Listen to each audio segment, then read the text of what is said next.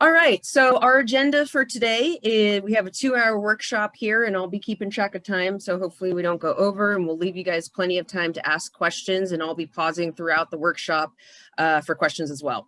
So I'm going to start off doing some introductions. I don't know how many of you I've met. I only recognize 1 or 2 names right now, but I'll give you a little bit of background on me, and then we'll do a little networking with each other because I believe strongly in the power of networking. We'll do some breakout rooms so that I'm not just talking for 2 hours because that can get boring or maybe exciting. Who knows, depending on personal stories I share with you all.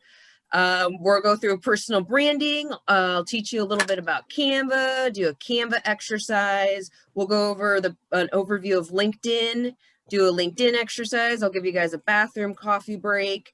I'll explain about social media audit. I will not be going over a lot of social media in this workshop. That's a workshop for next week, which I'll give you more information on that later.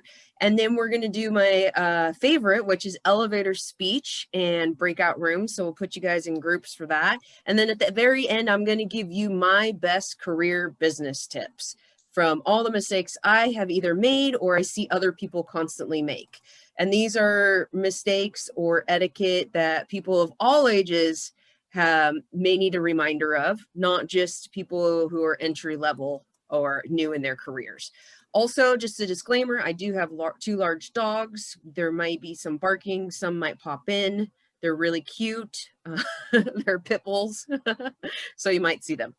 All right, so getting started here, just to explain a little bit about me for those that don't know me. I'm Isabella Janovic. I actually first started at MiraCosta College straight out of high school because I did not know what I wanted to do with my life.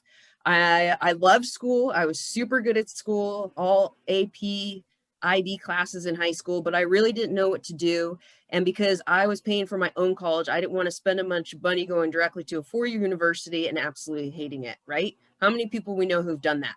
So I went to MiraCosta first. I took classes in every single discipline until I found something I liked. Of course, I had that one professor who I don't remember his name, unfortunately, but he just opened my eyes to a new career opportunity for me. It's right when digital arts came out. So think graphic design, Photoshop, Illustrator. And that's when I figured, okay, that's what I want to do with my life. I love digital art.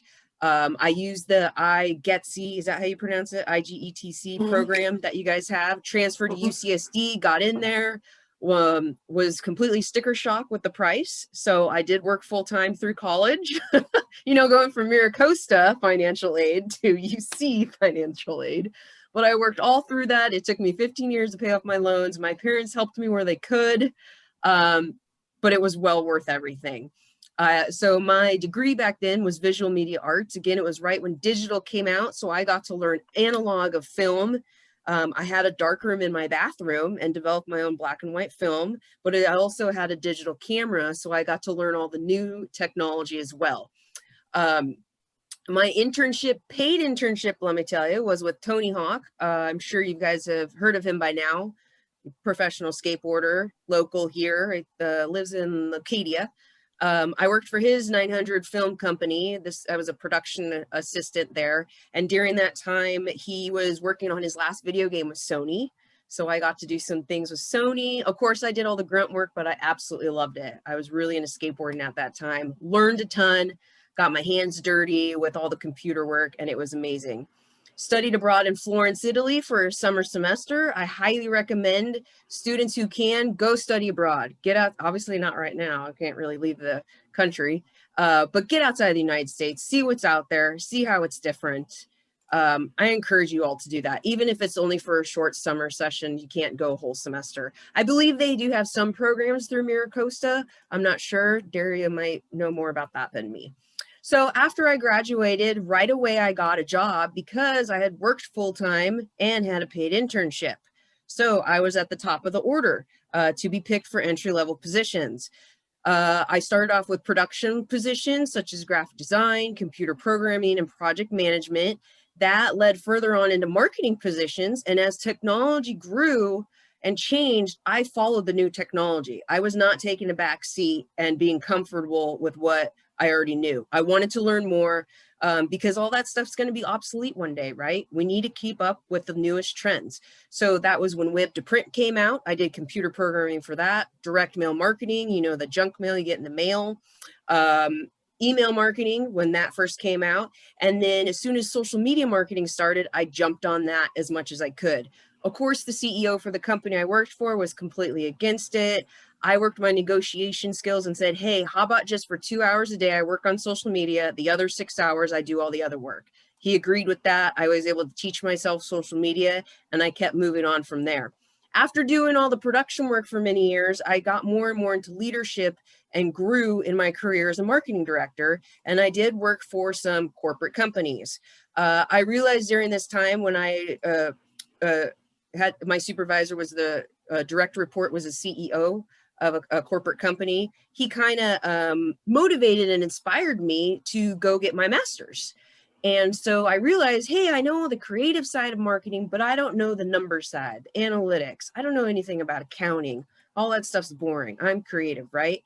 But all of that really matters in marketing and business. You need to know these things. You need to know how to do accounting, how to do inventory and numbers and forecasting. All that stuff is what you need to know, especially for small business owners. So I went back to school. I went to the Master's of Business Administration grad program at Cal State San Marcos. It was super close, which was the main reason I chose that college. And also it was a lot less expensive than going to a UC or SDSU.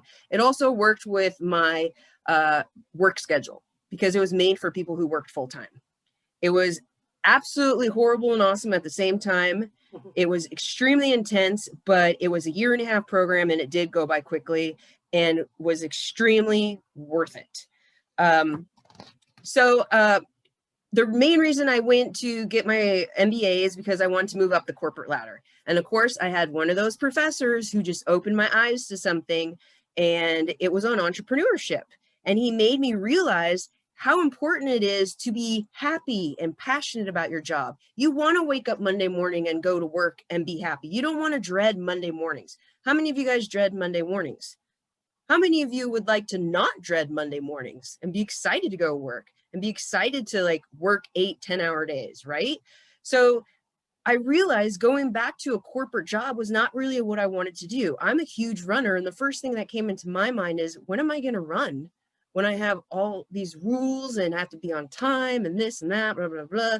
So it opened up my eyes to do entrepreneurship. I said, you know what? I know so much of this stuff. I have all the tools to succeed. Now that I know the creative side, the numbers side, and the business side of running a company, I'm starting my own business. So I launched Janovic Communications, and I'm a marketing consultant. I do content creation, social media management, and now ambassador and influencer programs. Sorry, 1 second. I'm just moving my screen here so I can see everything.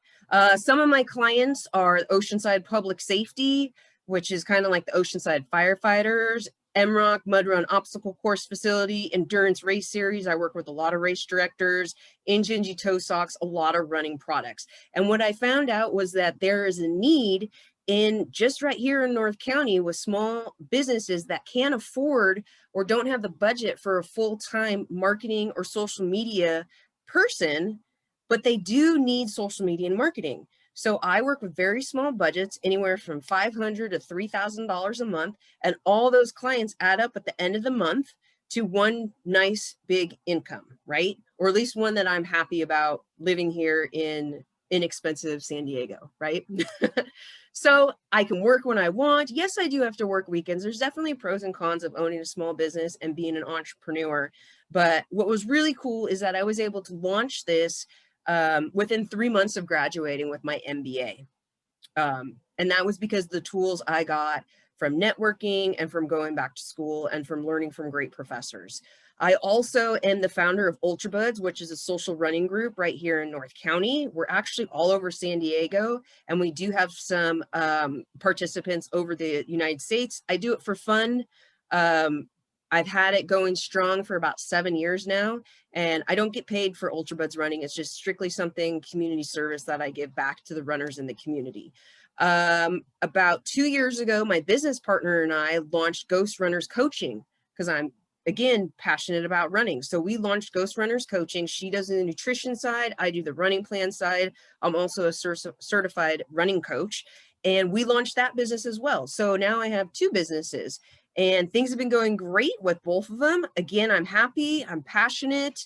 There are pros and cons to everything, but I love doing what I do. I'm a professor at both Cal State San Marcos now. How did that happen, right? It was never in my game plan to be a professor, but because of the networking, the relationships I made in grad school, and the fact that I knew social media, was a successful entrepreneur from starting from nothing and going to something, I ended up getting hired to teach social media marketing there. And I actually teach 2 classes there. And sometimes I'll do senior experience and I do talks for students. And then I ended up being a professor here at Miracosta College, which is great because I went to school here and I love Miracosta. I grew up and lived in Oceanside for 24 years. I was born at Tri-City Hospital. I currently live in San Marcos. So it was great to now teach at Miracosta. I've been here a year now. I've been at Cal State San Marcos 3 years. And I teach social media and different business classes. So they're business department and CSIT department. So just, again, a little personal stuff about me because I think it's important to get to know each other. I'm an ultra runner. For those that don't know, an ultra race is actually anything more than 26.2 miles. I ran my first 100K this past February, which was 62 miles. Yes, you heard that right, 62 miles. It took me 15 hours. Amazing experience. That's what this picture here is from that race. I've ran about 5 50Ks, 3 50 milers, and 1 sky race. A sky race, for those that don't know, it's a race in the mountains that starts at about 8,000 feet of elevation and it keeps going up. Pretty much, it's usually at ski resorts in the summer. I also do obstacle course racing, Spartan races, which some of you guys may have heard about. I'm a big hiker, backpacker. I've done Mount Whitney, 6-pack of peaks, 52 hike challenge, you name it, I've done it. And then my husband and I are pit bull rescuers. These are our 2 little brats, spoiled little brats here. We have Puppy Romanoff, named after Black Widow from the Avengers, and Dallas Winston, and he is named after, my husband named him. He's named after, what's that book, Pony Boy, Stay Gold? The Outsiders, yeah. So it's from that one. So that's all about me.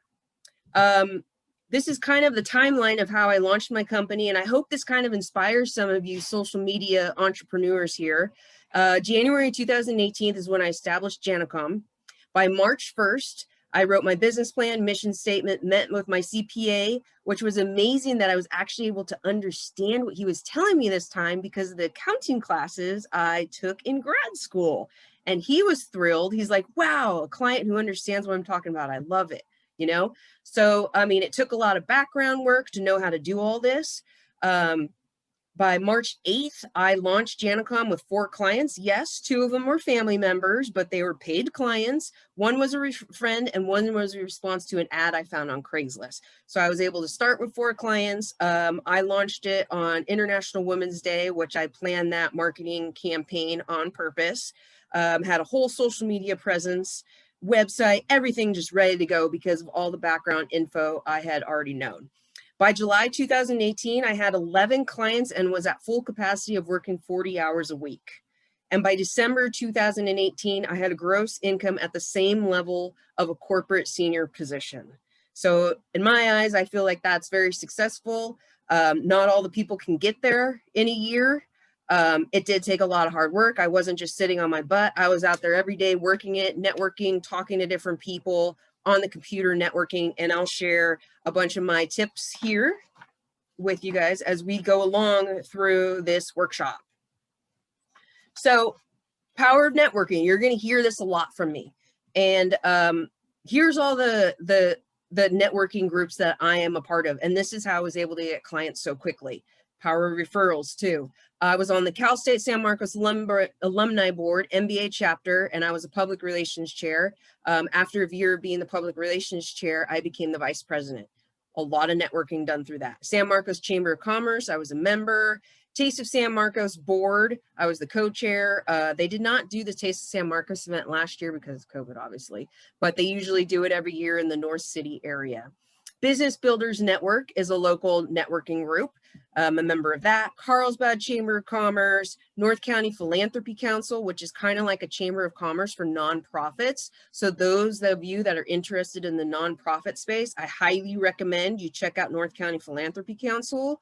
They're just starting to kind of do events again now. Great resource and very inexpensive to be a member. Cal State San Marcos COBA, I'm a lecturer, marketing person there, so I do a lot of networking with my colleagues. UltraBuds Running founder, this is great networking for me. When I go out running and I meet new people, I ask them, what do you do? What do you do for a living? What does your wife do? What do your kids do? Who does your social media? Who does your marketing? Right? It's networking. And I have actually gotten a lot of business from just running with different people. And then, of course, the Ghost Runners ultra running coaching. I'm also the founder. So again, I'm not sitting on my butt. I am out there working it. And that's what you got to do when you're a small business person. So we're going to go into our first breakout room now. And I want you guys to do a little bit of networking and get to know each other. I encourage you to turn off your videos so that you can see people face to face. Of course, you don't have to. It's your choice. And I want you to spend a few minutes, about 5 minutes in your breakout room. I'll put you guys in these and just ask your group members, kind of get to know them, give them your name, current occupation, whether you're a student or, you know, you're working. We have people who are MiraCosta students in this workshop and we have people that are not. What are your goals while attending MiraCosta College if you are a student, or maybe you're a student at another university? Are you looking to transfer, get a certificate? Maybe you just need to learn a new skill like Excel, or maybe you just want to learn a little bit about small businesses. If you've decided on a career path, if not, it's not a problem. What's your favorite hobby or passion? This is a great way to network and get to know each other. I can't tell you how much I've connected with people of just being a pit bull fan or a dog mom. Connections, right? And then my last fun icebreaker question, if you were a potato, how would you like to be cooked? So again, I'll give you guys about 5 minutes. I'm going to stop sharing my screen here. And does anyone have any questions before I send you off to breakout rooms?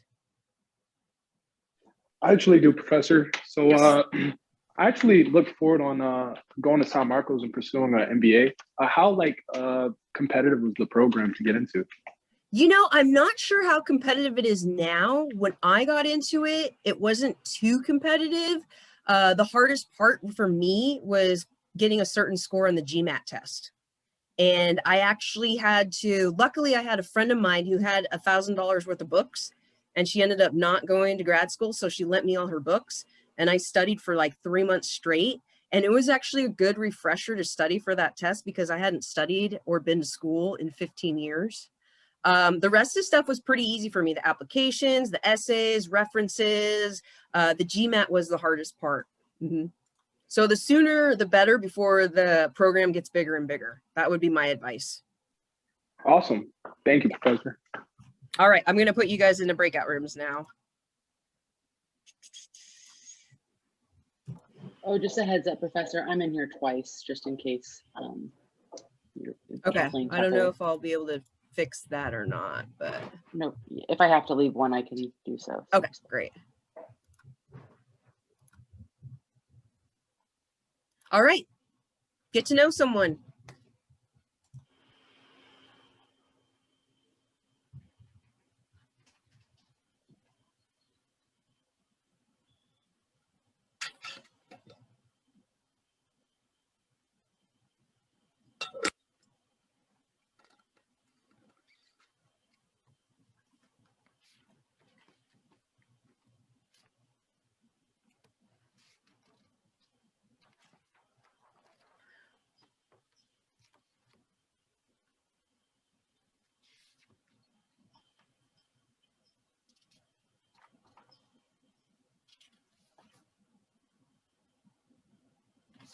Oh, interesting. So it shows the breakout rooms. And should I do anything? I don't close it, right? I just leave it open. And then, I mean, if you wanted to, you can join any of the breakout rooms and like spy on people, or people can raise their hand and then you can go into different breakout rooms, answer questions. Okay, what would you like me to do? We just sit here and wait. I time everything. Although I've never done a 2-hour workshop, so hopefully I get through everything. How long is it usually? Well, I've never done like a workshop. My trainings are usually an hour. So I Oh, kind of okay. combined 2 trainings into one today.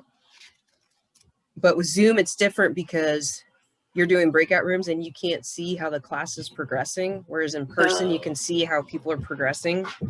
Right.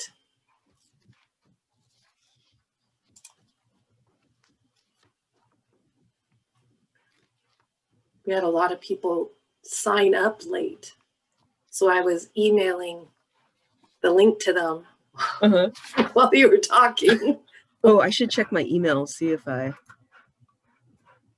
Wow. Whew. My adrenaline going.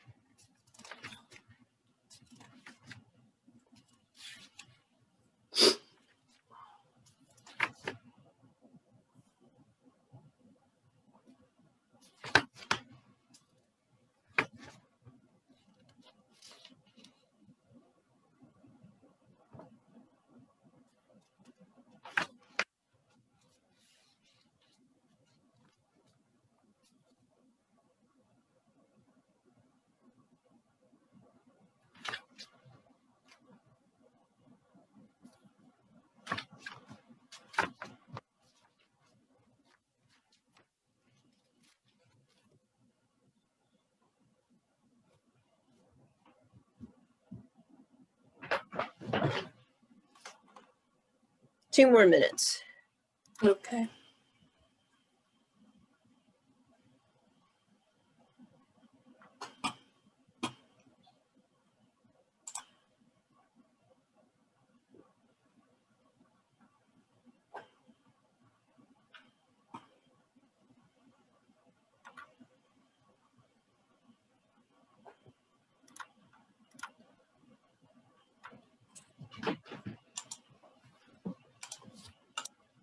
And then it's cool with the breakout rooms. You can also like give them warnings like, hey, you should be working on this now, or you have 3 minutes left, or you have 1 minute left. Is that what broadcast message to all means? Yeah. Where you could type something in? But when And I is that close on your?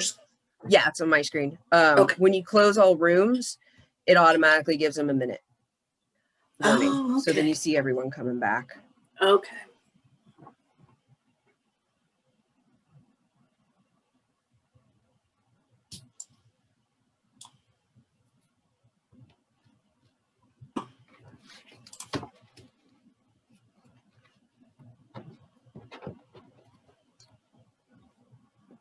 Okay, so I'm going to close out the room so you'll start seeing people coming back. Okay.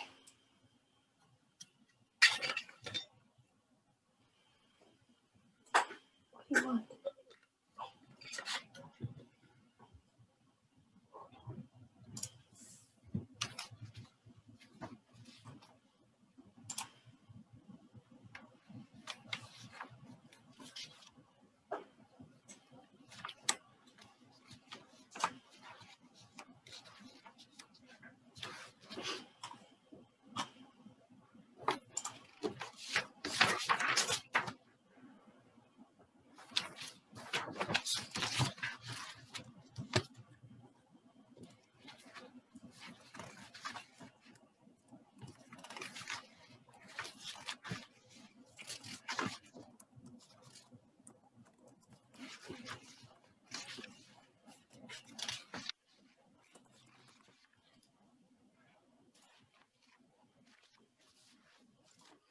No, no,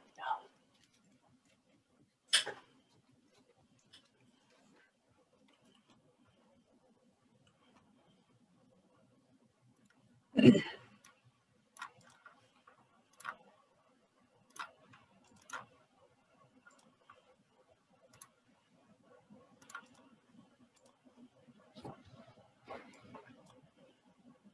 All right, welcome back. Hopefully you guys kind of got to know a couple people here and there, do a little bit of networking. I love how you guys kind of turned on your cameras now. All right, so now I'm going to move on to personal branding, and I may go through some of these slides a little quickly because just of time constraints, but not to worry. Daria will be posting a link that you can have access to these slides and download them and keep them for your reference. So developing your personal brand. Your personal brand is a marketing strategy focused on the most important product, which is you. Whether you like sales or not, you are selling yourself. So for those of you guys who hate sales, if you're going to be an entrepreneur or a small business owner, you better start liking it because you will need to sell yourself. It's your reputation and the combination of your personal attributes that differentiate you from your peers. So step one on how to develop your personal brand, identify your target audience. So determine where you want to work. What kind of job do you want to have there? Which industry do you want to work in? What are you going to do? Research your desired role on a career job site, such as Indeed, Glassdoor, Career Builder, LinkedIn, and kind of read some of the descriptions and determine the skill sets, experience, and type of candidate that hiring managers are looking for. Even if you're not looking to go to a corporate position, it's good to see these descriptions so that you can be that person. You can develop new skills that you may not have that you realize you need. You're like, hey, all these social media marketing people, it's saying that you have to know like graphic design, Adobe Suite. I don't know it. I better learn that so that I have that differentiator compared to the person next to me. Step two, determining your vision and your purpose. Where do you want to see yourself in a few months or a few years? What are you doing? What have you accomplished? What are your goals? What changes do you need to make in order to be where you want to be? Maybe it's to go to grad school. Maybe it's to take an Excel class that you don't know about numbers or how to create those type of worksheets. Maybe it's taking an accounting class because you don't know how to talk to your CPA. So determining your vision and your purpose. Step three is determining your values. Values can include things like balance, calmness, challenge, drive, honest, integrity. The list goes on and on. Step four is determining your passions. You guys all know what my passion is now. What's your passion? What motivates you to get out there on a Saturday morning and wake up early and do something? I mean, I'll wake up at 3:30 a.m. to drive 2 hours to the mountains to go run. That's my passion. I hear a lot from surfers that get up super early on Saturdays, but they don't get up till noon on the rest of the week, right? That's their passion. Step five, determining your goals. Your goals are specific objectives that you would like to achieve. They're projections of what you want to accomplish so you can create an action plan and actually achieve them. What are your goals for the next 5 years, the next 10 years? The more specific you are, the better chance of success. Also, writing them down. Don't just think of goals in your head. Actually write them down. Maybe put it on a Post-it note and have them somewhere in your office or your bedroom. Any little goals. Maybe you just have a goal for the end of the month, or hey, by the end of this year, I want to make sure that I know the whole Microsoft Office suite, right? Step six, determining your brand attributes. So your personal brand attributes are the words you would use to define your personality or the value that you offer. If you don't know what this is, or you kind of need help with this, ask your family and friends. Hey, next time you're out with them, hey, what are 3 adjectives you'd use to describe me? And you might be surprised at what people say and what people think of you. Step four, determining your strength, weaknesses, opportunities, and threats, also known as a SWOT analysis. For those that have taken some business courses before, you know all about SWOT, right? Do a SWOT analysis on yourself. There's always room for improvement and for growth. Step eight, determining your competition. What differentiates you from your competition? Research your competition online and see what they offer. When I first started my social media marketing business, I went out and looked. And there was no freelance social media marketers in North County, San Diego. There were some in downtown San Diego, but nothing in North County. Now, if you Google, I think there's like 4 or 5 people. But when I first started, there was no one there. So I really didn't have that competition. So that was a differentiator. Like, hey, I'm North County. I'm right down the street from you. If you need something, I can pop on over to your office, right? Step 9, identifying 3 words that best describe you. Again, you can use the adjectives that people use and create a personal tagline for that. Especially now with social media, you want a tagline, you want a hashtag. Mine for Janocom, which is the short version of Janovic Communications, I use the tagline, let's get social. because it's all about being social, whether it's online being social or out in person face-to-face. So another important feature in creating your own business and a tool that's really great to have is learning Canva. Some of you may have heard of this application. Some of you may have not. Graphic design these days is a lot easier than it used to be. In my day, I had to know Photoshop, Illustrator, InDesign, and put everything all together, the Adobe suite. Not to mention it's a very expensive software. I believe we'll have to, Daria might have to confirm this, but I believe if you're a student at MiraCosta, you have free access to certain software while you're a student. I know for sure you have free access to the whole Microsoft Office suite, and I'm pretty sure you have access to the whole Adobe suite as well, but we'll have to confirm that one. Only for MiraCosta students though. So Adobe Suite, like I kind of mentioned, Photoshop, Illustrator, InDesign, they're used for 3 different things. Photoshop is used to edit your photos. Illustrator is used for logos and vector files. And InDesign is a layout program where you take your photos, logos, and vector files and fonts and you place them into kind of like a layout, right? But instead, if you need something quicker, inexpensive, or even free, you can check out the app Canva. There's the free version and the paid version. Obviously, the paid version, you get more features, but a lot of people just use the free version and they're completely fine with it. Here's kind of how the layout is. You can design anything from presentations to social media posts. When you click on the social media posts, Instagram, Facebook, Twitter, Snapchat, it automatically sizes everything for you, which is pretty nice. So it makes it very quick. Logo design, posters, anything, you name it, very easy. When you open up your template here, and these are just kind of screenshots just to give you guys like a little overview, they have templates already for you. I mean, look at it, they have all these posters in here. You click on the poster, you might change out the photo, you might change the color, the copy, and you're all set, ready to go, right? It's super easy. I've created coupons. This is a Twitter cover headline, you know, for your Twitter. This particular one was for an event. We have people who create their own little logos, and you can place the logos on top of photos, make it super duper easy. Social media posts. These are 2 Instagram posts. This is a template where I use the exact same template every single time, and I just change out the text here. This person does the same thing. She has a template and she just changes out the text. Business cards. You can easily make business cards. Here's a student's work of a personal branding project she did, and she created, you know, different branding, same color scheme, same fonts, and she made this right away for a presentation. Great for students to use. So I'm going to give you guys just about 5 minutes here. We're not going to go into breakout rooms, but I'm going to have you kind of poke around in Canva just a little bit here, because there's one thing me telling you about something and then you go home or you get off the Zoom call and you don't even look at it. So I'm forcing you guys to look at this, okay? So I'm going to give you guys about 5 minutes. Set up a free account on canva.com. Under design anything, go under marketing, business card, and just kind of poke around, take a look, maybe select a template, and see how easy it is to construct a business card right now. If you have time, edit the information with your own. You can change the colors, the fonts. You can use the free version. It's super easy, guys. Once you've completed the card, you can click on the 3 dots on the upper right-hand corner, and you can download as a PDF or a PNG. And if you're interested in making yourself business cards, you can use any local printer. You can send them these files. You could go online. There's all the online stuff, super inexpensive, like Vistaprint and all that. So go ahead, I'll start the timer now, and I'll give you guys 5 minutes just to kind of poke around a little bit.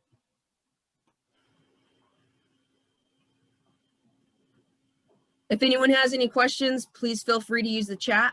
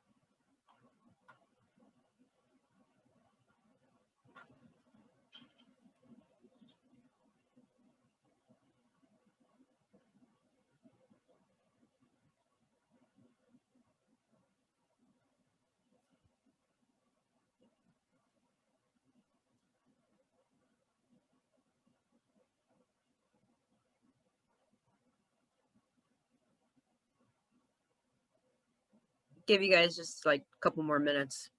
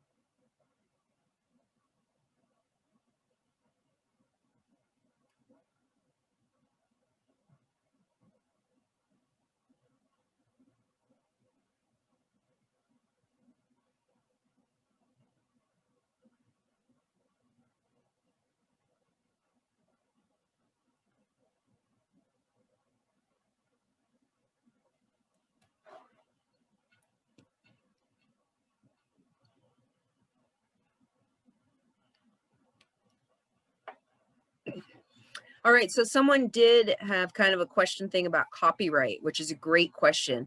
With Canva on the free version, they do give you a certain amount of stock images that you do have permission to use, and they do have a bunch of images that you can purchase for as little as $1. So that's pretty nice. With the paid version, you get a lot more stock photos to choose from rather than the free version. So great question about the copyright. You can also upload all your own images and upload all your own logos. And then to download, it shows me I have to pay something. Yeah, that means you chose a photo that that you have to pay for. So if you choose photos that don't have the watermark on them, they're the free images, and then it would let you download it. Yeah. Okay. Great question. But if you go to Splash, they have a lot of free graphics to pull from that you can just simply upload and then Correct. you can download it. There's a lot of different websites out there where you can get stock photos, download them for free, and then upload them to Canva to use. Yep, exactly. Exactly.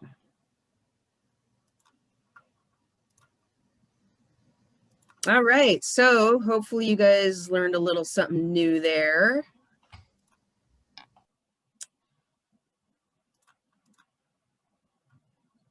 All right, moving on to LinkedIn. If you do not have a LinkedIn account, you need to create one ASAP, like this week. It is extremely important. You need to build your professional brand online, especially now where there's not that many events happening just yet. It's great to build relationships, keep connections, and to what I call nurture relationships. You can't just meet someone once and forget about them and think they're going to come to you and give you business, right? You need to continue to nurture those relationships and build them. So LinkedIn, I always recommend people, if you already have an account, to do regular audits and updates of your account. Be sure to have a professional profile picture. You do not want a picture of you at the beach or a fuzzy low resolution photo. Look professional. These days, you can take a professional photo yourself with all the smartphones, right? Have a solid background, put on, you know, at the top up, something professional, comb your hair, have a friend take a photo, put it on a timer, you know, make it look professional. You don't have to go out there and spend a bunch of money on this. I'm not sure if the Career Center at Miracosta, Daria, I don't know if you know, but do they have photography resources at the Career Center at Miracosta? Maybe, maybe not for students. Not sure. Not that I'm aware of, but PIO might. Okay. It may depend on for what purpose. Some But- colleges have professional photos where they'll do sessions for free for students in the career department. So I would we check can with the Career Center. yeah, we can check into that for you guys. They have a lot of resources, so it's possible. So many resources. Yes. If you're a student at Miracosta, please get with the Career Center and see what they have to offer. Because once you're not a student, you don't get those free resources. You have to pay Yes. Yes. for them. So professional profile photo, cover photo, headline, and a filled out experience section. So start building now your recommendations. Recommendations on LinkedIn, not recommendations where you get like a piece of paper. Testimonials, accomplishments, all that sort of thing. Twitter, Facebook, Instagram, those are the 3 major platforms right now for social media. If you're into that, again, I'm not talking too much about social media in this workshop, but be consistent, regular status updates, even if it's 1 or 2 times a week, be consistent. Don't just post every single day for a week and then drop off the face of the earth for a month or 2. Share interesting content, always opinions about industry related relevant topics with quality images. Show your domain expertise. Maybe you're starting an accounting company. Show that you know about accounting. Give people maybe free tips or share articles, that sort of thing. Engage in professional discussions. There's a ton of LinkedIn professional groups that you can engage in. But be careful of controversial topics, especially now. The last thing you want to do is get in an online debate with someone. So I would just kind of stay away from that on the professional networks. Social media etiquette. A lot of you guys may already know this, but just to reiterate, use different accounts for professional and personal communications. I can't tell you how important this is. I had a client in the winery business who was not separating this, and they kept posting personal stuff on their winery account. And I had to explain to them, hey, what does this post have to do with your product, your service, your brand? And I made them think about it. And they said, you're right. It has nothing to do with my product, service, or brand. Exactly. That post is fine, but put that on your personal account, not your business account. Be respectful and nice. Always don't react too quickly. If you see something that makes you upset, walk away, take a breath. Always spell check. Especially now, there's apps you can put on your computer, such as Grammarly, that are free apps that'll help you spell check. If you use third-party scheduling tools such as Hootsuite, they help you spell check. Use hashtags strategically. I'm not going to teach about hashtags in this class, but if you're aware of them, use them strategically. Don't spam your followers' feeds. The last thing you want to do is post like 10 times a day on something completely irrelevant. People are just going to unfollow you. Don't tag or post pictures or videos without people's permission. A lot of people do this. It's kind of a gray line right now, but it's always my recommendation to kind of ask permission, especially when there's children involved. I do not post photos of any children on my client's account unless it's something to do like it's a nonprofit for the Boys and Girls Club. And I always get the parents' permission, right? So always want to be careful with posting of underage. Don't post anything that you wouldn't want your coworkers, a potential employee, or a potential client to see. So think about that. Hey, if I post this, what would my client think about this? What would like a possible future boss think about this, right? Always think about that. If in doubt, don't post it. That's what, text messaging your friends is for. So with LinkedIn, it's you want to network, build relationships, again, nurture relationships. After meeting someone at an event, or maybe right here in your breakout rooms, or getting a business card for someone, immediately connect with them online on LinkedIn. But don't just hit the connect button. Write a little note. When you hit connect with someone, it pops open a window and it allows you the chance to write a little note. Remind them, hey, it was really nice meeting you last night at the Oceanside Chamber of Commerce mixer. I'd love to keep the relationship going. Maybe we can do coffee in the future, something like that. Put a little note. I can't tell you how many times people connect with me and I'm like, I have no idea who this person is. I met 15 people last night at the chamber mixer. I don't know what they do, right? So always just put a little note, show that you care, show that you were paying attention. Connect with classmates, professors, administration, for those of you that are in school. You never know where your fellow classmate's going to be in 3 or 4 or 5 years. You might end up starting a business together. Connect with alumni for those that are in school. Almost every single college has an alumni association and an active one as well. Great way to connect with people. Again, you never know who you're going to need in the future or who's going to need you. You may think, I have a great job. I don't need a network. I don't need to connect with anyone. You never know what's going to happen, right? Maybe you need to hire a staff and you're like, hey, that person is an HR person now. Maybe they know of a staff member that I can hire from my company. So here's kind of just an overview screenshot of my LinkedIn page. Feel free to connect with me on LinkedIn, Isabella Janovic. I have pretty much everything filled out in here. It's a good LinkedIn page to look at. I do need to work on my recommendations. It's not really a priority for me right now, but I do need to practice what I preach. So I need to get back on that. Student profile, for those that are students, you may think, hey, I don't have experience to add into my experience section. What do I put in my LinkedIn? So write something like honor student seeking a marketing position or an internship. Still have an appropriate business photo, show off your education. If you're in a special project, if you make the dean's role or anything that has to do, you know, it's okay to toot your own horn here and there. You work hard for it, right? Maybe you had an amazing test score or you were working on a thesis research project or something, you know, add that in there. It's okay. Claim your unique LinkedIn URL. I'll get into that a little bit more in a future slide. Fill out your skills and expertise section. Maybe you do a lot of volunteer work and you're like, hey, I do project management with this volunteer company, with the Boys and Girls Club, right? Put that in there. So in your add profile section, if you click on the little pencil here, it'll give you a drop down where you can add all of your about, skills, accomplishments, and the drop down goes on and on. For those of you that aren't really familiar with LinkedIn, you can also Google different things on how to set up a LinkedIn account, or you can come to, we'll tell you a little later, but there's going to be a social media workshop next week. I'll go over a little bit more things with LinkedIn, or if you want to take the social media class at MiraCosta, you could do that too. Update your status regularly, even if you're a student. Mention projects, maybe professional books and articles that you're working on, graduation, events that you're attending. You could mention this event, like, hey, I attended this workshop at MiraCosta College. It was amazing. Professor Janovic is the best person in the whole wide world. Show your connectedness. Start with university and industry groups. Collect diverse recommendations. Share your work.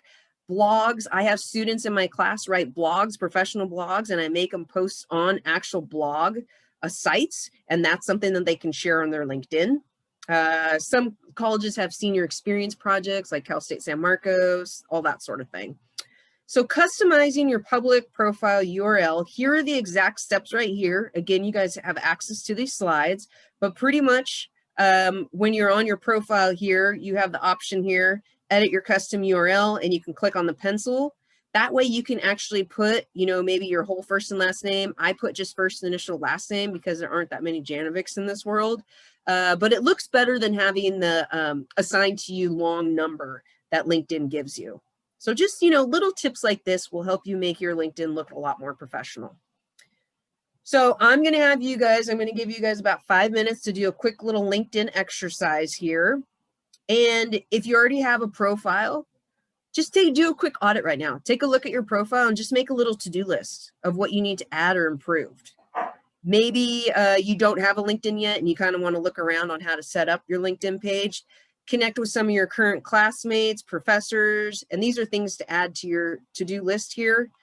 Connect with people that you might have just met in your breakout room, alumni, if you're a student. Maybe someone just popped in your head like, oh my gosh, I should ask that person for a recommendation. Recommendations, you can ask people, work colleagues, current, past, supervisors, maybe fellow students that you worked on a project with, maybe a professor or a mentor that you worked on something with. Those are great recommendations. A client, a prospect, someone you did a training for. It just could be anything. Just think about these things. So another thing I recommend you guys doing if you have time in these few minutes here, research and create a list of local networking events. You may not be able to find that many right now because they're not really happening, but it's always great to add them to your calendars. If they're not on your Google Calendar, you're going to forget about it. That's another thing. Use calendars, people. It connects to your phone. It's super easy. It's free. Google Calendars. Everything is on my calendar. And I have everything color coded too, because that's just how crazy I am. My life is crazy. But that's how I get so much done too, right? I may give up some social stuff, but that's okay. I have plenty of friends. It's all right. I'm okay. Add them to your calendars and register for them, you know, just like these workshops here. Sign up for different email lists and where you'll get emails on how to connect. Okay, so I'm going to give you guys just about 5 minutes here. Make a list on what you guys need to do to fix your LinkedIn. If anyone has any questions, feel free to put it in the chat and I'll answer them.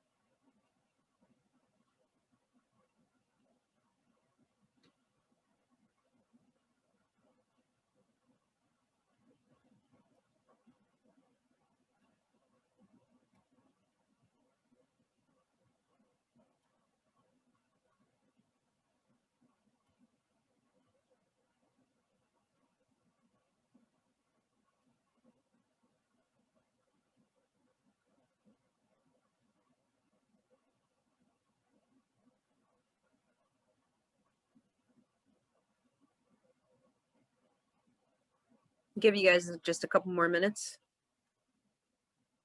1 more minute.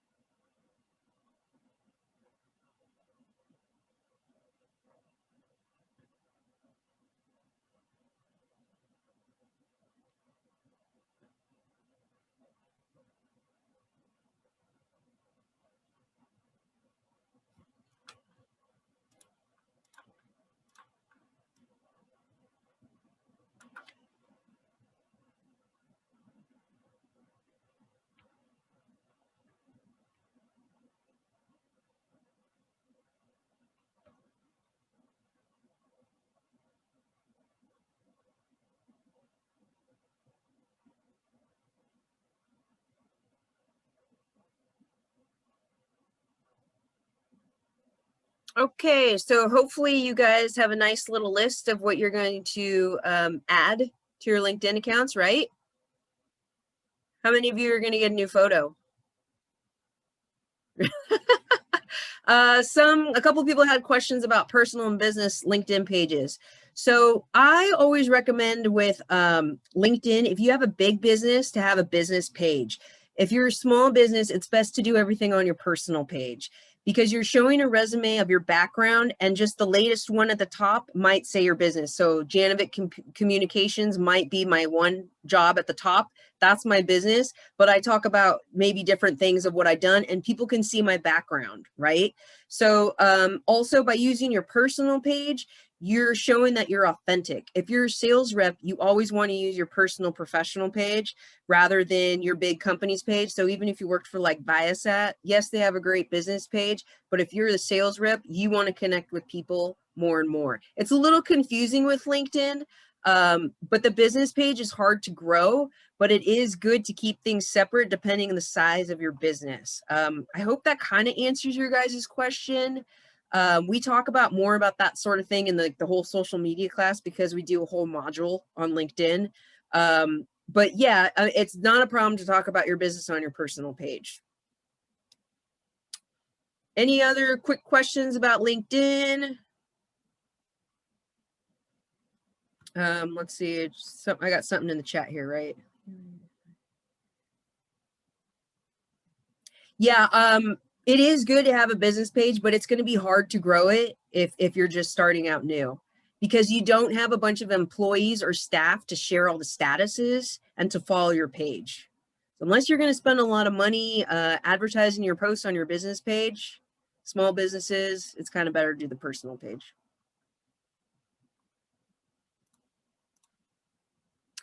Okay, so I'm going to skip the next couple of slides here, but feel free to read them after you guys download them. And we're going to go ahead and take a break here since we're already at 4:07.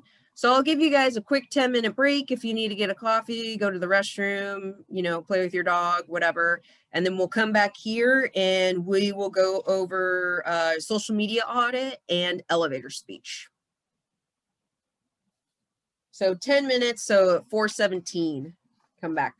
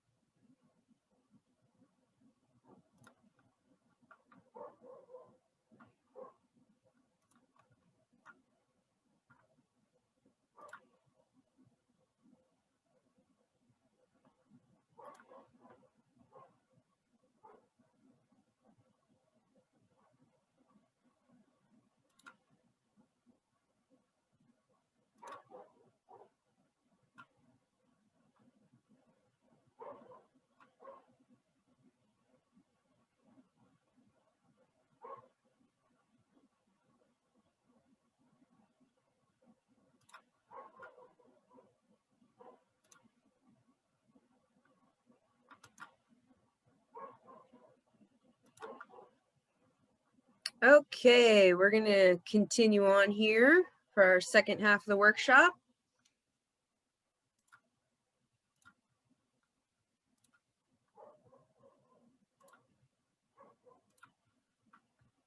So for those of you guys who are not MiraCosta students and are interested in any courses, our business administration courses that I recommend for entrepreneurs, small business people is our Biz 120, which is Introduction to Business, Business 130, which is Entrepreneurship and Small Business Management, and Business 132, which is kind of like an intro to marketing class, Principles of Marketing. CSIT course, which stands for Computer Studies and Information Technology. I recommend the CSIT 155, which is Social Media for Business, and Daria will be putting links in the chat if you want to get more information on those and read up about those. All right, so moving on to social media audit. So I'm not going to get, like I said before, I'm not going to get too much into social media here since that's the next workshop, but I do want to explain to you kind of the importance of auditing your social media accounts, not just your LinkedIn. Here's some basic tips for you guys. Don't post or like questionable material. Even if you like something, be careful. Err on the side of silence. Be boring if you must. Be really careful, especially nowadays. People are more and more on social media with, you know, the whole COVID thing and everything going on. If you like to be entertaining, post in private chats or text messages with friends. I always tell people when you post on social media, it's all over the internet. Even if you delete it the next day, I guarantee someone's already taken a screenshot of it, okay? So even if your past content isn't offensive, it can still be harmful to your image. So again, when in doubt, just don't post it. Don't do it. Book time in your calendar to personal audits. Going back to that Google Calendar, you can set in time like, hey, every 6 months, every 3 months, you're going to audit your social media. Maybe you accidentally forgot you posted something and you look back 3 months later and you're like, what the heck was I thinking? I need to delete that, right? Update photos as needed. So on your LinkedIn pages, if you totally don't look like that profile photo anymore, go take a new picture. Fix any typos, delete accounts that you may not use anymore. Maybe you're not active on Twitter anymore, delete the account or inactivate it, archive it, whatever you need to do. 70% of employers use social media to vet and screen and weed out candidates. Even though it's technically illegal, I'm telling you right now, everyone does it. Every human resources HR person is going to look you up on social media and they're going to Google your name. So here's a fun exercise for you. Google your name later and see what pops up. Anything inappropriate, get rid of it now. Here's some statistics from Career Builder survey that I love to share with people. The top 5 reasons why candidates don't get hired due to their social media accounts are posting provocative or inappropriate photographs or information, posting information about them drinking or using drugs, so be careful of all those party pictures, bad-mouthing their previous company or fellow employees. I don't care if you're having a bad day at work and someone made you angry. Don't post it on social media. Call a friend and work it out. Poor communication skills and discriminatory comments related to race, gender, religion, etc. Now, even though I have in here why candidates don't get hired, this is the same thing whether you're a small business owner or an entrepreneur. If you see a small business, say it's a print shop down the street, and they start posting inappropriate things, are you going to really use them with the time that you need a printer? Probably not. You're going to be like, I don't really like this person. I don't like this small business. They always post inappropriate photographs, or they're very controversial and I don't like their gender comments they make, you know, as an example. So even though you're a small business entrepreneur, you still need to abide by these same rules here. Elevator speech, moving on now.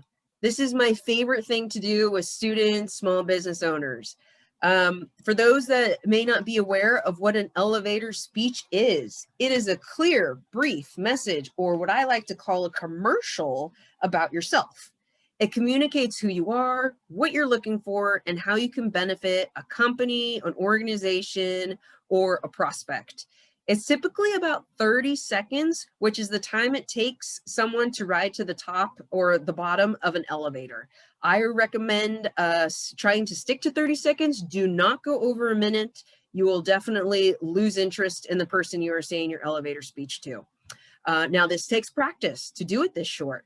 So you can pitch this at networking events, job fairs, career expos, on LinkedIn, Zoom calls, job interviews, anything. You always want to be prepared for your elevator speech. I had a student who worked at Islands Restaurant, and every once in a while someone would come in and start chit-chatting with her and asking her like, hey, what do you do? Like, what do you do for a living? I'm the CEO at this company, or I'm the director of marketing at this company. And the student was like, oh my gosh, good thing I practiced my elevator speech, because I was able to answer their question and they gave me their business card. You just never know who you're going to meet and where, so be prepared. It's also a great way to start developing those people and public speaking skills and being confident on the services or product that you offer people. So elevator speech outline, how to create one for those of you that may not have one.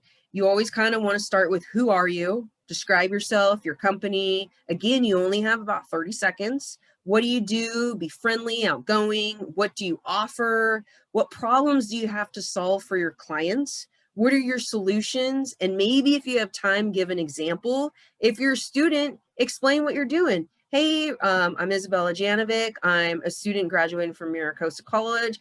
I plan on transferring to UCSD. In the meantime, I'm looking for an internship in marketing, and go on and go on and go on.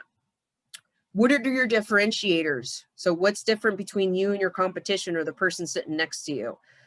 What makes your product or service unique? What are the advantages of working with you? How are you different from your competitor? How do you work? Give an example, maybe tell a story. Hey, I'm Isabella Janovic. I do social media marketing. I specialize in helping nonprofits, especially ones with children, because I'm also, my husband teaches 5th grade and we love helping and educating children, you know, something like that. Quickly get to the story. Call for action. At the end of your speech, do you want their business card, a referral, additional one-on-one? If you're at a busy networking group, maybe you finish after you hear their elevator speech, say, hey, you know, I know we can't chat much longer here. We're at a networking event, but let's switch business cards and let's meet for coffee sometime and get to know each other a little bit better, and how maybe we can provide and exchange services, you know? How to write an elevator speech. Step 1, write down everything that comes to your mind. Step 2, then you cut out all the details and the jargon, is what I like to call it. Make it strong, short, powerful sentences. Maybe you look up keywords that you want to use. Eliminate unnecessary words if you're being repetitive with a certain sentence. Step 3 is connecting the phrases to each other. Your elevator speech should flow naturally and smoothly. You don't want to rush it. You don't want to talk too fast. You want to make sure the person understands you. You also don't want to talk too slow and bore the person. You want to make sure you keep their attention, especially if you're at a networking event and there's a lot of people around. Memorize key points and practice, practice, practice. You can practice in the mirror. You can record yourself with a smartphone. You can practice with family and friends. You can practice at different things like this, like workshops. Maybe you get into small networking groups with people you're close with first, maybe fellow students, and then you move on to bigger things. Step 5, have you really answered the key question of your listener? What's in it for me? What can you do for that person that you're speaking to? What value can you offer them? What problem can you solve for them? Step 6, create different versions for different business situations of your elevator speech. Maybe you have a 30-second speech and maybe you have a 1-minute speech. If you're doing social media marketing for nonprofits versus profit companies, you might have a different elevator speech that you tell your nonprofit prospects, and you kind of tell a story of why that nonprofit may mean something to you, right? Networking events, career fairs, when you're looking for a corporate job rather than a prospect, you might have different elevator speeches there. Job interviews, it might be slightly different. So tips on creating an elevator speech. Again, I can't stress this enough. 30 seconds, do not go over 1 minute. Please don't. Start and end with your full name and occupation. Hi, my name is Isabella Janovic with Janovic Communications. When you're done with your speech, again, I'm Isabella Janovic with Janovic Communications. Spark interest to your listener, show some personality, share your skills, differentiator, maybe a goal. Know your audience, and again, practice, practice, practice. You guys, I have a really good elevator speech and I have a really good bad elevator speech. Here's links right here. The bad one is super funny. So when you guys download these slides later, please watch them. Or when I put you in a breakout room, you can watch them as well. They're really short. The bad one is hilarious. You guys will love it. Okay, so I'm going to have you guys do an elevator speech exercise now. This is great practice. I encourage you all to turn on your cameras for this. It's just going to help you. I'm going to put you guys into breakout rooms. And your first elevator speech, exercise 1. I'm putting you in a scenario here. So you're at a coffee network event with Oceanside Chamber of Commerce. And this is real life. Like they actually have these with the Oceanside Chamber. Attendees range from chamber members to small business owners and nonprofits. There are usually about 30 people in a room. So that could be a lot of people for some of you. It could be a little bit of people for some of you. Everyone usually sits in a chair in a circle where you face everyone, and they're given their allotted time, which is 30 seconds to a minute, depending on the networking event, to give your elevator speech. So this is a regular thing that they do at chamber networking events. So within your group, in your breakout room, I want you to discuss what to include with your elevator speech. Take some notes, make some bullet points, maybe ask questions, get feedback from fellow group members. What skills, differentiators, goals do you want to include? Write them down. What do you want people in the room to know about you? So think about the scenario again and practice going over your elevator speech with your group members. I'm hoping that you guys can take 2 turns each. Maybe there's someone in your group who's really good at this and who can give you some inspiration, right? Questions on that?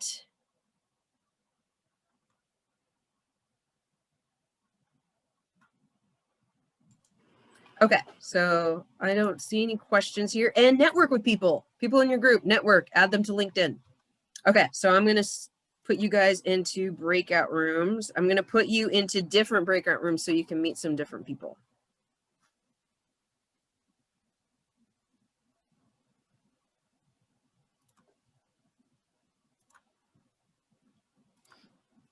Okay, there you go.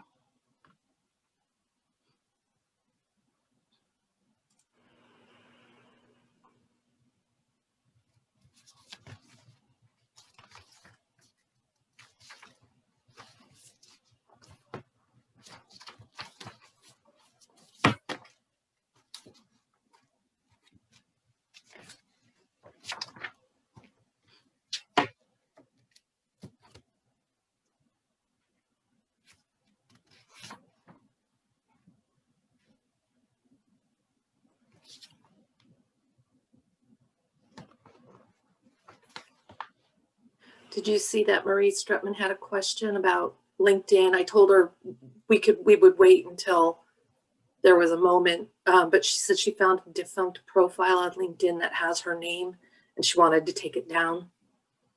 Ooh, that's not good. Yeah.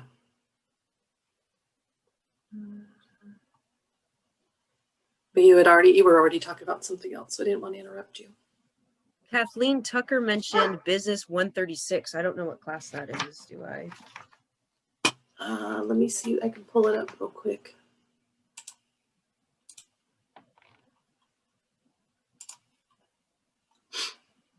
Business 136 or CSIT 136?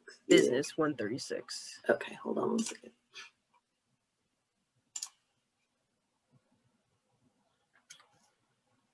Human relations and business. Okay.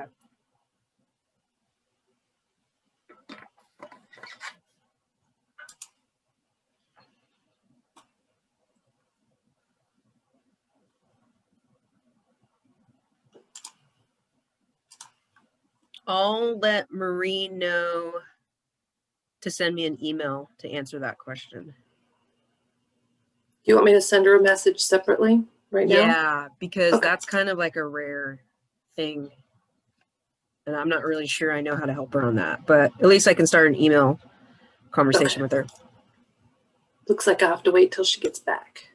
Oh, okay. Okay.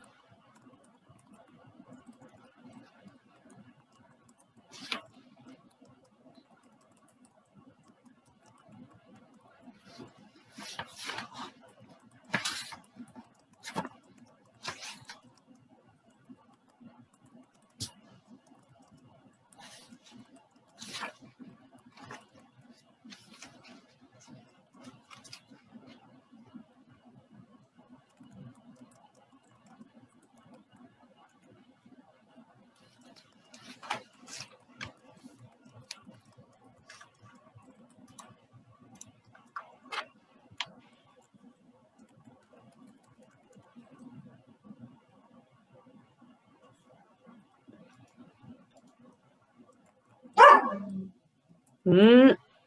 Mhm.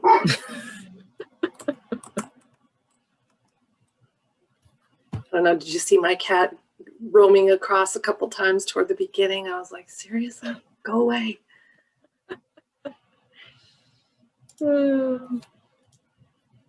They're so spoiled with me working from home too. Oh yeah. They're not gonna be happy when we all go back. Well, one of my cats will be, but the other one no.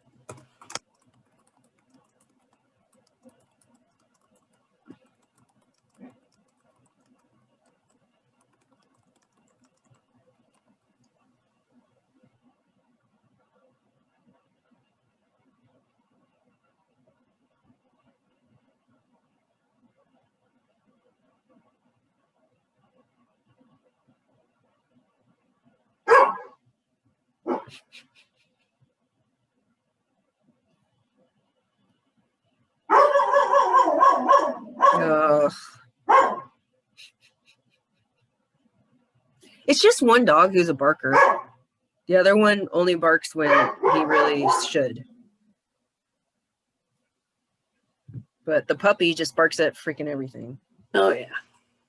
And she's 2. She's going to be 2 next month. So One more year. hopefully she starts. Then they calm down a little bit. If you survive that year. Oh my God. I know the 4-year-old, we're like, he's so like mellow now. I love it. Yes. But the 2-year-old, she's nuts.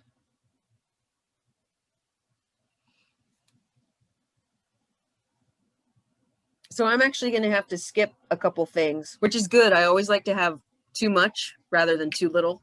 Mm-hmm.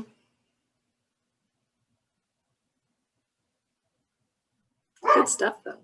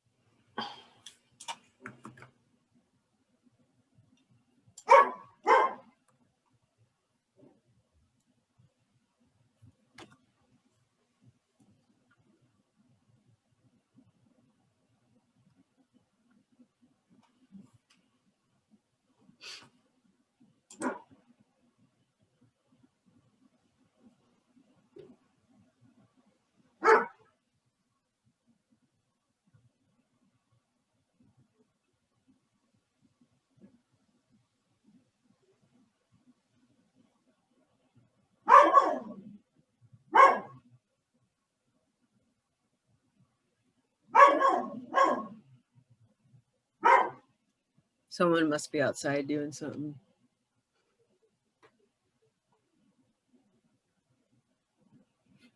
Amazon driver? No. Yep. That would be my house. You know?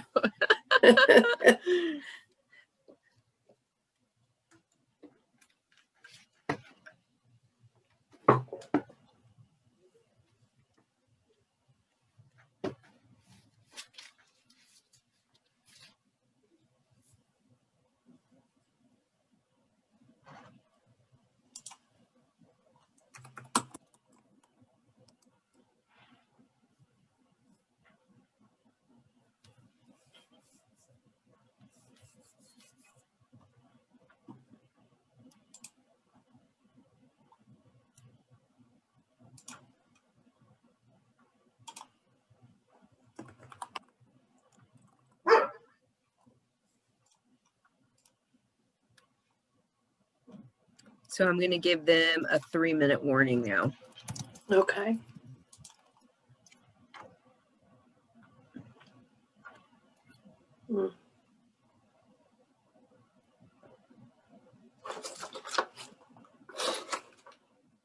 Okay, I'm gonna.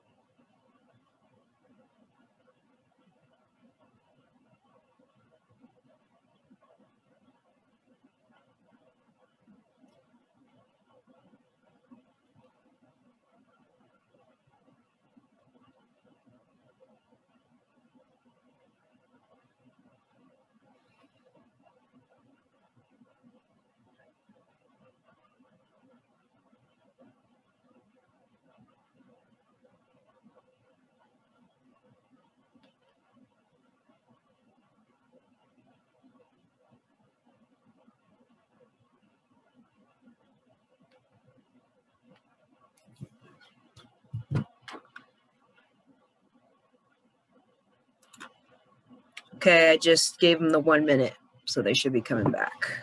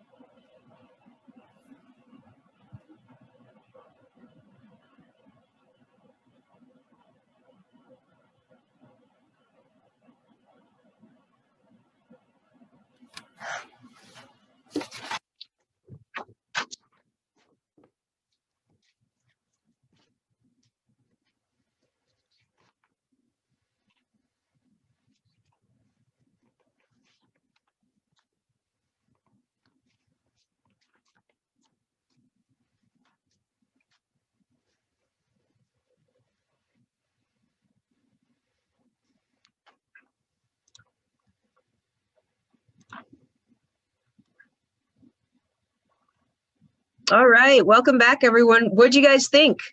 Was that hard, easy, a little scary? It was kind of intimidating. To intimidate? This is good practice to do in small groups first, right? With strangers. Yeah, so now you guys kind of know what you need to be able to do, right? If you're going to be, again, back to your sales manager, whether you like it or not, because you are selling yourself. If you're a small business entrepreneur, you are selling yourself. So practice, practice, practice. Any questions before we move on about elevator speeches? I had 2 more little activities for you guys, but we won't have time to do them, but feel free to read them in the Google Docs and maybe do them with family or friends. Maybe have a couple margaritas first, make it easy for you until you get comfortable, you know, for those that do that sort of thing. Cinco de Mayo's next week. Practice your elevator speech. All right, I'm going to continue here. Share my screen again. So just to let you guys know real quick, the other 2 scenarios I had, I had a scenario of you had a business mixer with the city of Oceanside, and they really do have these events, the chambers, they have business mixers. And the third one was a more intimate networking group called Business Builders Network, which is a real networking group that meet up in North County. A lot of different ones. BNI is another big networking group in North County. BNI actually has networking groups all over different cities. So if people are interested in that, Google different networking groups, maybe join one, maybe be a guest at one. A lot of them, if you're guests, you don't pay. I know the San Marcos Chamber of Commerce, if you let them know that you're a student, they will not charge you for an event. They love and encourage having students come to their events. So something to think about.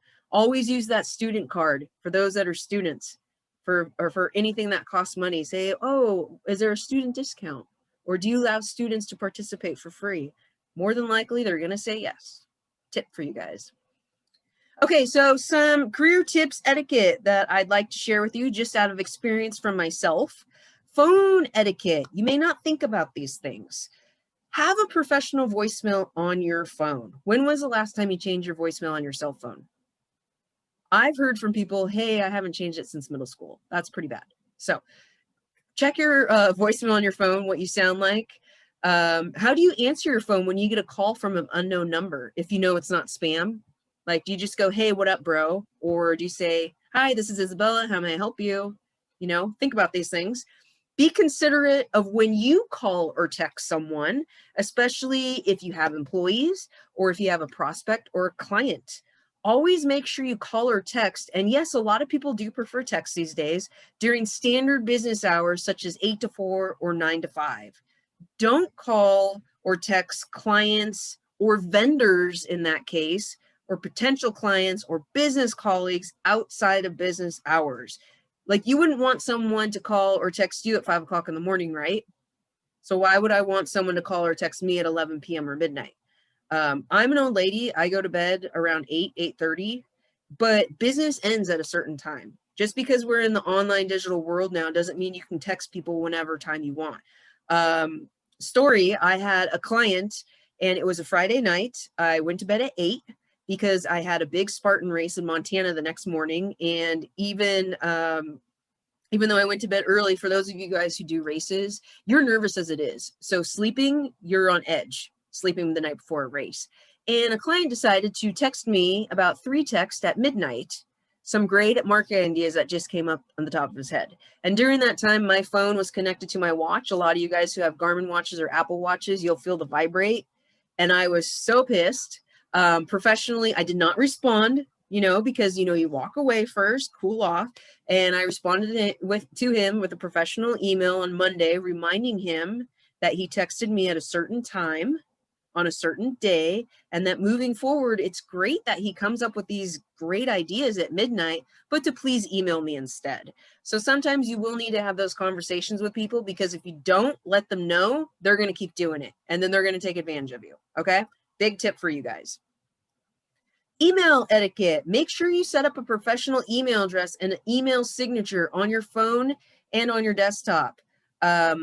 A lot of you people, when you email back from your cell phone, it'll say, you know, sent from iPhone. Get rid of that. You can put an email signature very easily. Students, don't use your student account. Make sure you have a professional email account. I always suggest, if just first and last name, get a Gmail account. It's free. If you have a small business, then get a business account. So my business account is isabella@janocom.com. I always like to share with people my old, you know, email. A lot of you guys have an email address that's similar to this, skategirlsrock@yahoo.com, right? Raise your hand. Let's be honest. Who has a crazy email like that? Not anymore. Social media. Consistently audit your social media pages and Google your name. I kind of mentioned that before. You might be surprised what pops up when you Google your name. It could be bad. It could be good. What shows up? What do you want a client or potential client to see? And then work on steps to get rid of it. Always, if in doubt, delete a post, a photo, a video. Resumes. If you're a student, take advantage of the Career Center with their free resources on building your resume and building your LinkedIn page. They help you build your LinkedIn page. I'm telling you, if you're a student, take advantage of it now, because once you're not a student and you have to pay for this resource of having someone write your resume, a professional resume writer, it costs a lot of money. And I mean in the range of like $1,000. People pay for that for professional resumes. So take advantage if you are a student. Save your resume files with a professional title that includes your name. Hiring managers hate to see a file uploaded that just says resume, okay? Take the extra step, name it properly, Isabella Janovic, resume, May 2020, you know? Super easy, just take the extra step. Networking events, dress professional or business casual depending on the event. So for Chamber of Commerce events, maybe the coffee events are more business casual. You can wear a nice shirt and nice jeans, whereas a business mixer that's at 5 o'clock, you're gonna dress more professional, you know, with dress pants and a collar shirt with a tie. I don't know. So kind of research first, but always dress professional. It's better to always overdress instead of underdress. Have your elevator speech practiced and prepared. Be aware of consuming alcohol at networking events. There have been times when I have seen people drink too much and it's embarrassing to themselves, especially a business person who is trying to get clients, right? I'm not saying you can't drink at all, but be aware of consuming alcohol, okay? Have business cards created and ready to hand out. I showed you how to use Canva. You can make them super easily for free. You can use a local printer and support a local small business, or you can get one of those online printers. Follow up with people. Don't forget the follow-up. If you had a great coffee connection meeting with someone, follow up with them later and remind them it was really great to get to know their product and service better, and how maybe you can be a solution for their problems. Interviews, it's a little harder to follow up on interviews these days because the hiring manager who interviews you, they may not give you their contact info. So connecting with them on LinkedIn if you can, or responding back to the human resources department, the person who set up the interview with you, follow up with someone. So what's next? We're kind of coming to a close here on this workshop. Certificate programs that Miracosta College offers. Entrepreneurship Certificate of Achievement. Daria put the links in the chat. With this certificate, you get a business plan, a marketing plan, financial statements for a proposed business, 3 required courses plus 9 elective units. Social Media for Business Certificate of Achievement for people that want to go the social media route. You end up with a social media marketing plan using multiple platforms to reach your audience, 4 required courses plus 6 elective units. I highly recommend this certificate for people who want to jumpstart their business right away. Business Quick Startup Certificate of Proficiency. Professional business plan with all the supporting startup documentation. It gets you up and running in 1 semester. When I mean startup documentation, I mean like legal stuff. They help you with the accounting, how to get a business license, talking to your CPA, all those little things you don't think about until you really get started. 5 required courses plus 6 elective units. So again, you can get that done in a semester. Some of these classes are offered over the summer. Daria, maybe you can share the link for the summer catalog and you can get started soon. If you're interested in taking any of my courses that I will be teaching Business 290, which is business communication this summer. In the fall, I will be teaching CSIT, Social Media for Business, and tentatively teaching Principles of Marketing and Business Communications. Usually every semester these flip-flop. Sometimes I teach both, sometimes I teach one. The schedule's not out yet for fall, but you can always go back to the catalog in Miracosta when they release the fall catalog and check all of that.